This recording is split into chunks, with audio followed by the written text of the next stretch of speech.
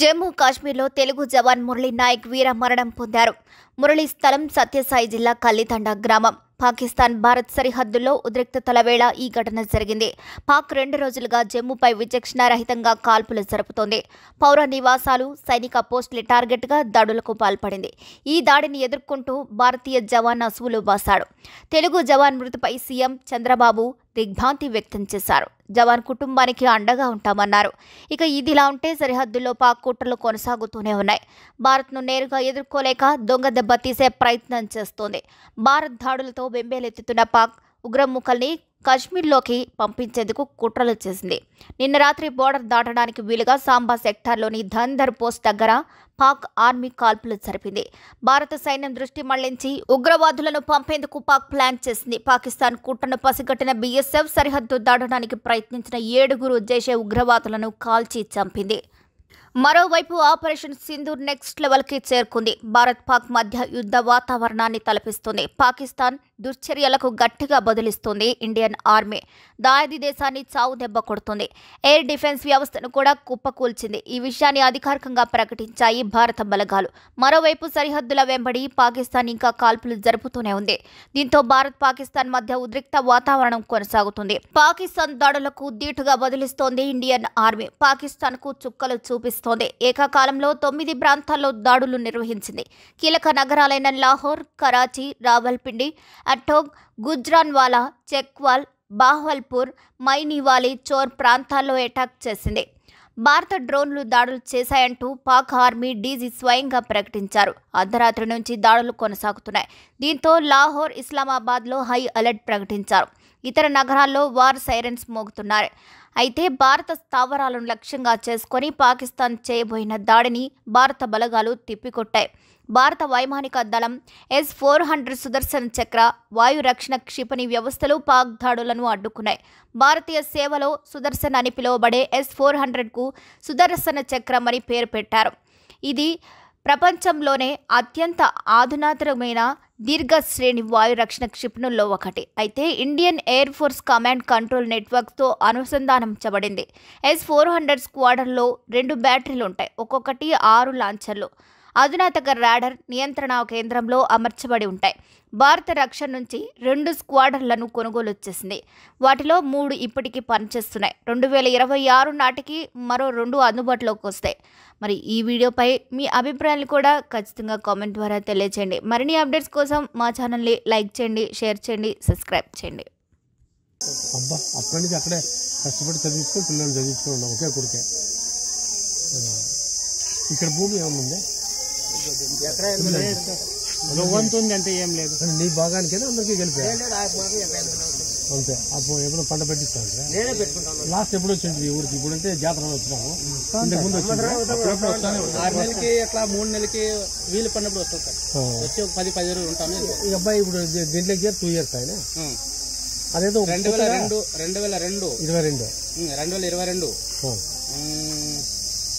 28వ తేదీ పైన పోయాడు సార్. అతను 8వ నెల 8వ తేదీ 2022 నవంబరు 22 నవంబర్ 8వ తేదీ.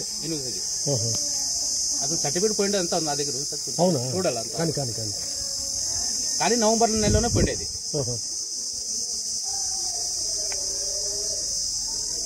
గవర్నమెంట్ మధ్యలో అగ్నివీర్ దాంట్లో చేరండి కదా కరెక్ట్ గా 4 years చేస్తే చాలా ఏదో అదేదో అప్పుడు అట్లా తీసుకోలేదు. వాళ్ళు ప్లానింగ్ ఎట్టుంటారు సార్. దాంట్లో మాత్రము అగ్రిమెంట్ 4 years అగ్రిమెంట్ అంటే ముందుకు వాళ్ళు 22, 23, 24, 26 నెక్స్ట్ వచ్చే సంవత్సరానికి అయిపోతుంది. జనవరి నవంబర్కు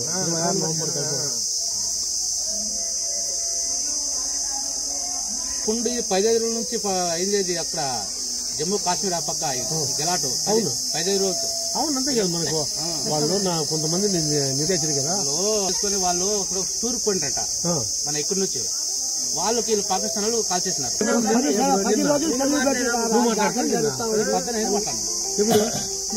8:30కే పొద్దున్నే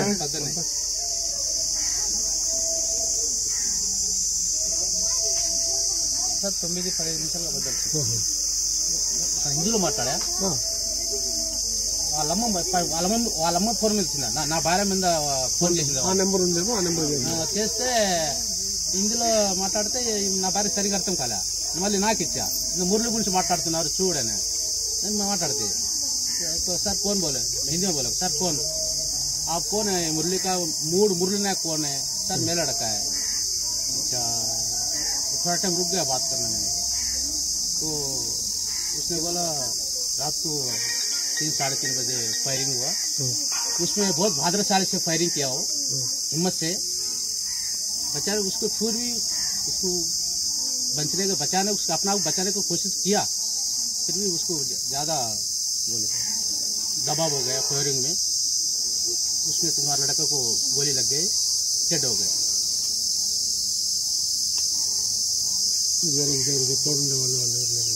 అతను మాత్రం చెప్పేది. మళ్ళీ ఇంకొక తెలుగు పిల్లడు మన ఆడ ఉన్నాడు, అతను ఫోన్ చేసినట్ట. అతనితో మీరు మాట్లాడితే నేను మాట్లాడడం లేదు. ఆ 10 మందిని మురళి ఫైర్ చేసి చంపాడు, 15వ పర్సన్ అటాక్ చేసినాడు. 14 మందిని మురళి అటాక్ చేశాడు, బాగా పోరాడు. 14 మంది చంపినాడంట. 14 మందిని మురళి బాధ్రశాలి 15వ బుల్లెట్ ఎవరు లేరనుకొని వాళ్ళకి ఒక సిగ్నల్ వస్తుంది అనమాట, ఇక్కడ ఎవరు లేరంత అని. ఫైర్ బ్యాక్ నుంచి ఫైర్ షూట్ జమ్మూ కాశ్మీర్ మధ్యలో పంజాబ్ లో నుంచి జమ్మూ కాశ్మీర్ తీసుకువెళ్తున్నారని చెప్పారు. 14 మందికి ఫైర్ చేసేసినాడు పిల్లడు, 15 మందికి మొదటిగా వచ్చేసి సార్ దాన్ని ముంబై ఇచ్చారు. ట్రైనింగ్ అస్సాం నుంచి మన జమ్మూ కాశ్మీర్ ట్రైనింగ్ జరిగినది నాసిక్ ముంబై. ట్రైనింగ్ అయిన తర్వాత అస్సాం కట్టు చుట్టేసింది. అస్సాం నుంచి మన జమ్మూ కాశ్మీర్కి వేసినారు. అస్సాం నుంచి జమ్మూ కాశ్మీర్కి చేంజ్ చేసినారు. జమ్మూ కాశ్మీర్ లో 2 కాళ్ళు చేసి 16వ రౌండ్కి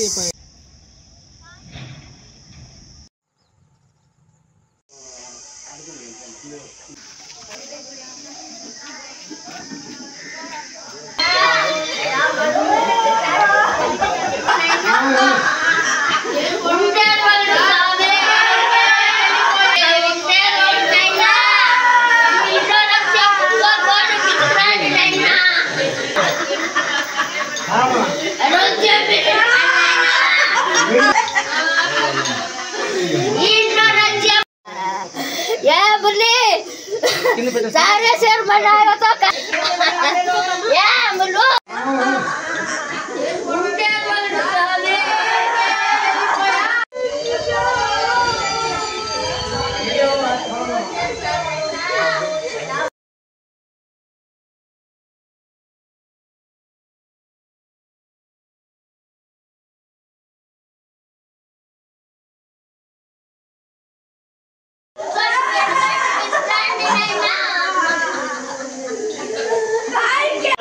అంతా ఉంటాము.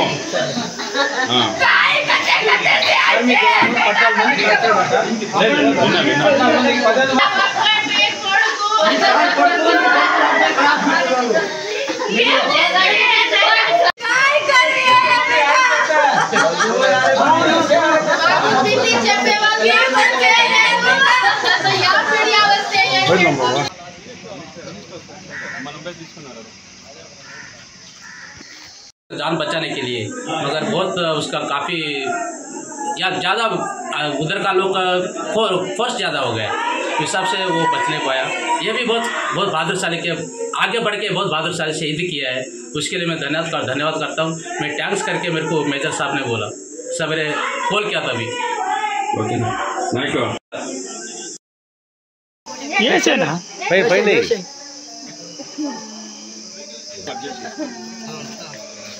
అక్కడి నుంచి పెట్టు.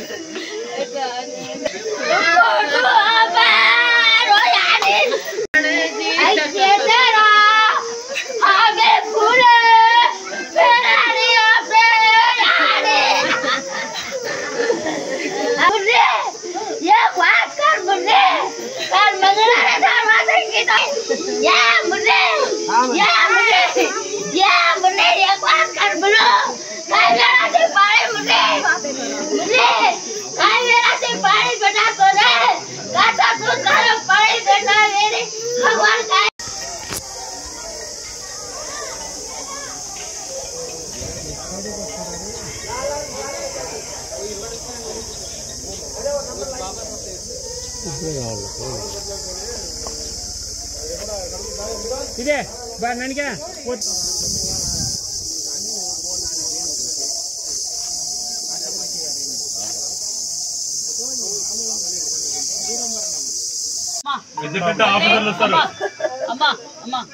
ముఖ్యమంత్రి గారు సెపరేట్ గా మన రాష్ట్రం తరఫున అందజేస్తారు, ప్రధానమంత్రి గారు అందజేస్తారు.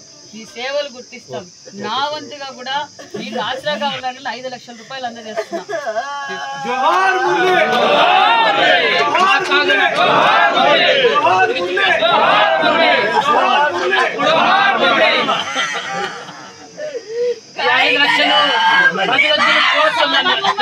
నువ్వు ధైర్యం ముందు తల్లి. అమ్మ అమ్మ నీ కొడుకు అమ్మ అమ్మ అమ్మ అమ్మ అమ్మ అమ్మ అమ్మ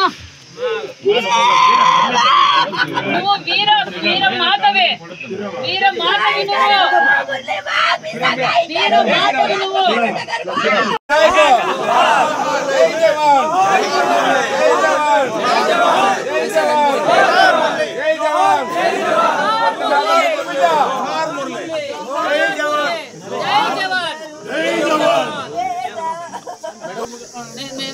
అదే పని మీద మాట్లాడారు, డిఎస్పీ గారు మాట్లాడారు.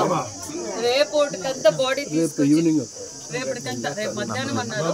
కేంద్ర ప్రభుత్వం నుంచి పెద్ద పెద్ద అధికారులు వస్తారు. అందరూ వస్తాము. మేము అన్ని లాంఛనాలు మేము ప్రభుత్వం లాంఛనాలు ఇప్పుడు మురళీ నాయక్ వైపు చూస్తుంది దేశమంతా. అమ్మా పెద్ద పెద్ద ఆఫీసర్లు వస్తారు. అమ్మా అమ్మా ముఖ్యమంత్రి గారు సెపరేట్ గా మన రాష్ట్రం తరఫున అందజేస్తారు, ప్రధానమంత్రి గారు అందజేస్తారు. ఈ సేవలు గుర్తిస్తాం. నా కొద్ది నీళ్ళు తీసుకోండి లోపల.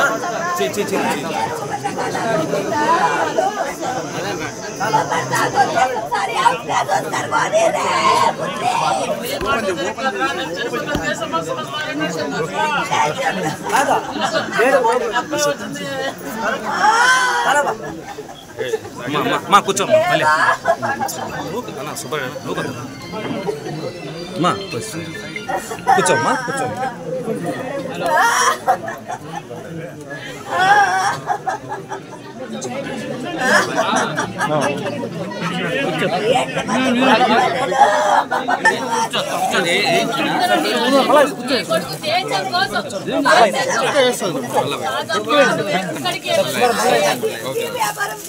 అమ్మ నేను చెప్పేదేనమ్మా, నీ కొడుకు దేశం కోసం ప్రాణాలు అర్పించినాడు. మేమంతా నీతోనే ఉన్నాం తల్లి. అమ్మా నీకు ఏ కష్టము రాకుండా మేము చూసుకుంటాం. ముఖ్యమంత్రి గారు కూడా ఘన నివాళులకు ఇచ్చి నిజంగా ఎంత త్యాగమో మా బిడ్డదని చెప్పారు.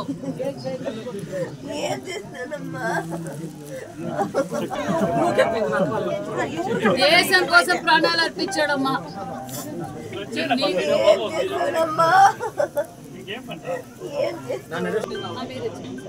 ఒక్కడే అబ్బాయి సార్, ఒక్కడే అబ్బాయి. వాళ్ళ పేరెంట్స్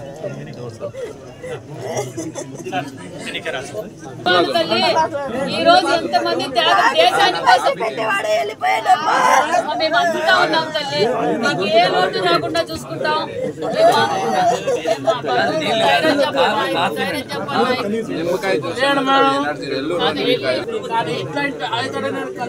ముందు నుంచి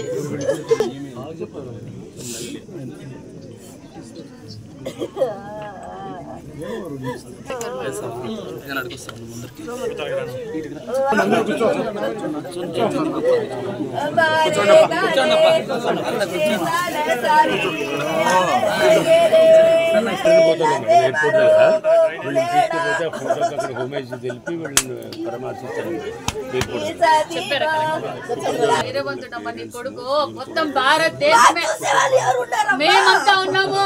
భారతదేశం దేశమే నీ కొడుకు జోహార్ అంటున్నారు, జై హింద్ అంటున్నారు. నీ కొడుకుని మొత్తం భారతదేశమే. నీ తల్లిదండ్రులు ఎంత గొప్పవాళ్ళు అని చెప్పి ఈ రోజు పొగుడుతున్నారు నిన్ను. నీకు మేము అండగా ఉంటాం. అండగా ఉన్నారు, ప్రధానమంత్రి గారు అండగా ఉంటాం, మేమంతా అండగా ఉంటాం. ఎక్కడికి బాంబేకి పోతూ చంద్రబాబు నాయుడు గారు ప్రత్యేకంగా ధైర్యంగా ఉండమన్నమ్మా. వీరు జవాన్ని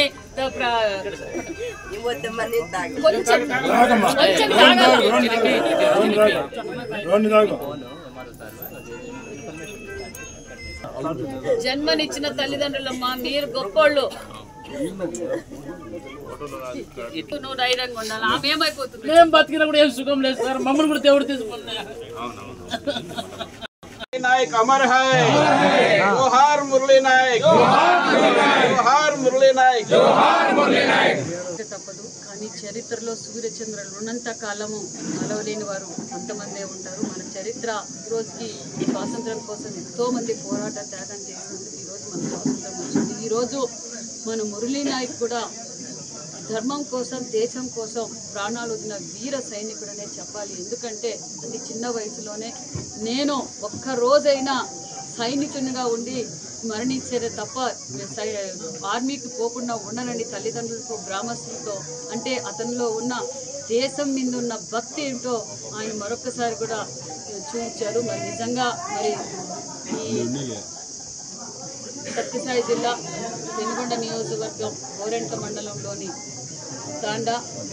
తల్లితాండ శ్రీరాములు నాయక్, జ్యోతిబాయికి ఉన్న ఏకైక సంతానం మురళీ నాయక్. మరి మురళీ నాయక్ వారి బాధ అయితే నిజంగా చెప్పరాని బాధ. కానీ ఒక పక్క వాళ్ళు నిజంగా నా కొడుకు ఈ దేశం కోసం ప్రాణాలు ఇచ్చామన్న ధైర్యంగా కూడా ఉంటున్నారు. అదేవిధంగా ఆ తల్లిదండ్రులకు కూడా నిజంగా మనం అందరం రుణపడి ఉండాలని కూడా తెలియజేస్తున్నాం. ఎందుకంటే వారు చేసిన త్యాగం అంతా ఇంకా కాదు. మరి ఇప్పుడు ముఖ్యమంత్రి గారు కూడా మాట్లాడి వాళ్ళ తల్లిదండ్రులు పరామర్శించి వాళ్ళకి వెళ్ళలేలా ఈ కుటుంబానికి ఎప్పుడు అండగా ఉంటామని కూడా తెలియజేస్తూ, అంతేకాకుండా ఇది అందరూ స్ఫూర్తిగా తీసుకోవాలి. ఎందుకంటే దేశం కోసం ఆస్తులు, ప్రాణాలు వదలటానికి మనం అంతా సిద్ధంగా ఉండాలి. ఎందుకంటే ధర్మం కోసం ఈరోజు మనం పోరాటం చేస్తున్నాం. ఒక పక్క నరేంద్ర మోడీ గారు కావచ్చు, ఒక పక్క మన ముఖ్యమంత్రి చంద్రబాబు నాయుడు గారు మన దేశం కోసం అన్ని వేళలా అన్ని శ్రమించడానికి మనం సిద్ధంగా ఉండాలని కూడా తెలియజేస్తూ, ఖచ్చితంగా పాకిస్తాన్ని భూస్థాపితం చేయబోతున్నామన్న విషయాన్ని కూడా మేము తెలియజేస్తున్నాం. ఎందుకంటే ఈరోజు మనం న్యాయబద్ధమైన పోరాటం చేస్తున్నాం. మరి ఎంత కిరాతకంగా హత్యలు చేశారో మనం అందరం చూసాం. మరి ఇలాంటి వీర జవాన్ల మరణం వృధా కాదు. ఖచ్చితంగా మనం పాకిస్తాన్కి తగ్గ బుద్ధి చెప్తామన్న విషయం కూడా తెలియజేస్తూ, ముఖ్యమంత్రి గారు కూడా వారి తల్లిదండ్రులతో కూడా మాట్లాడారు, పరామర్శించారు, ధైర్యంగా ఉండమని కూడా చెప్పారు. అన్ని విధాల ఆ కుటుంబానికి రాష్ట్రం నుంచి కావాల్సిన సహకారం, కేంద్రం నుంచి రావాల్సిన సహకారం ఖచ్చితంగా ఉంటుంది. మరి ఈరోజు నేను కూడా వారి కుటుంబానికి ఆసరాగా ఉండాలి. ఎందుకంటే వాళ్ళ కుటుంబ పోషణ మొత్తం ఆ అబ్బాయి మీదే ఆధారపడి ఉండేది. మరి అబ్బాయి కుటుంబ పోషణ ఇబ్బంది పడుతుందన్న ఉద్దేశంలో నేను కూడా ఒక 5 లక్షల రూపాయలు చెక్ కూడా అందజేశాను. ఖచ్చితంగా ఎల్లవేళలా ఆ కుటుంబానికి అండగా ఉంటామని కూడా తెలియజేస్తూ, జోహార్ మురళీ, జోహార్ మురళీ. ఆల్రెడీ అధికారులతో కూడా మాట్లాడడం, రేపు మధ్యాహ్నానికంతా బెంగళూరుకి వస్తుంది. బెంగళూరు నుంచి ఇక్కడ తీసుకొచ్చి ఘనంగా నివారణ చేస్తాం. అదే మురళీ నాయక్ మా అక్క కొడుకు, మా మేనల్లుడు. తనకి చిన్నప్పటి నుంచి చదువు ఫస్ట్ స్టాండర్డ్ నుంచి ఆర్మీ ఉద్యోగం వచ్చేంత వరకు మేము బాగా సహకరించాము. ముందుగా నా ముందు నిలబడినటువంటి TV9 సంస్థకు, NTV సంస్థకు, అలాగే TV5 మీ అందరికీ నా హృదయపూర్వక నమస్కారం తెలియజేసుకుంటున్నాను. తను జమ్మూ కాశ్మీర్ బార్డర్లో ఉద్యోగం చేస్తున్నాడు. తనకు మొదటిగా ఉద్యోగం వచ్చినప్పుడు నాసిక్లో తను ట్రైనింగ్ తీసుకున్నాడు 6 months. నాసిక్లో ట్రైనింగ్ అయిన తర్వాత అస్సాంకి జాబ్ పోస్టింగ్ ఇచ్చారనమాట. అస్సాంలో 1 year జాబ్ చేశాడు. ఆ అస్సాంలో 1 year జాబ్ చేసిన తర్వాత మళ్ళా పంజాబ్కి ట్రాన్స్ఫర్ చేశారనమాట. పంజాబ్లో జాబ్ చేస్తూ మొన్న అంటే 2 days బ్యాక్ జమ్మూ కాశ్మీర్ బార్డర్కి అక్కడ వెళ్ళాలి అని తను మాకు ఫోన్ చేసి చెప్పాడు. నిన్న కూడా మాతో బాగానే మాట్లాడాడు.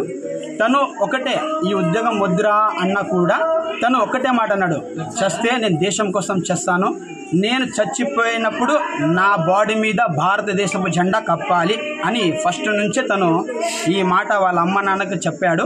వాళ్ళ అమ్మ వాళ్ళ నాన్న ఎంత ఫోకస్ చేసినా ఈ ఉద్యోగం వద్దురా, మనకి ఏదో కూలీ నాలి చేసుకొని బతుకుందాము అని అన్నారు. మా అక్క మా మావ ఒక చిన్న బీద ఫ్యామిలీ సార్. వాళ్ళు కూలీ నాలి చేసుకునే వాళ్ళు. అలాంటి కొడుకు ఒక ఉద్యోగంలో వెళ్ళి వాళ్ళని బాగా చూసుకునే వాళ్ళు ఒక కొడుకు ఉద్యోగంలో ఉండి వాళ్ళను చూస్తూ సాక్కునేవాడు. అలాగే తను దేశం కోసం పోరాడి చనిపోయినందుకు చాలా సంతోషంగా ఆనందంగా ఉంది. కానీ ఒక చిన్న విషయము, తను ఎప్పుడు మేము మర్చిపోలేము. తను మా హృదయాల్లో ఎప్పటికీ ఉంటాడు. ఈ భారతదేశంలో ఉన్న ప్రతి ఒక్క పౌరులకి నేను చెప్తున్నాను, పాకిస్తాన్లో ఉండే ఉగ్రవాదులకి, లోఫర్ నా కొడుకులకి, నా కొడుకులకి కూడా వదులుకోకుండా వీలైతే మోదీ సార్ గారికి రిక్వెస్ట్ చేస్తున్నాను, వీలైతే మోదీ సార్కి రిక్వెస్ట్ చేస్తున్నాను, 2 రోజుల్లోనే ఆ పాకిస్తాన్ మొత్తం సర్వనాశనం అయిపోవాలని నేను కోరుకుంటున్నాను. జై హింద్, జై భారత్. నాకుండే 2 కొడుకులకి కూడా ఆర్మీలోనే పంపిస్తాను. ఆ దేశం కోసమే పోరాడతాం, దేశంతోనే ఉంటాము. పాకిస్తాన్ నా కొడుకులకి తరిమి కొట్టాలి, నా కొడుకులకి సర్వనాశనం చేయాలి. మోదీ సార్ గారికి రిక్వెస్ట్ చేస్తున్నాను.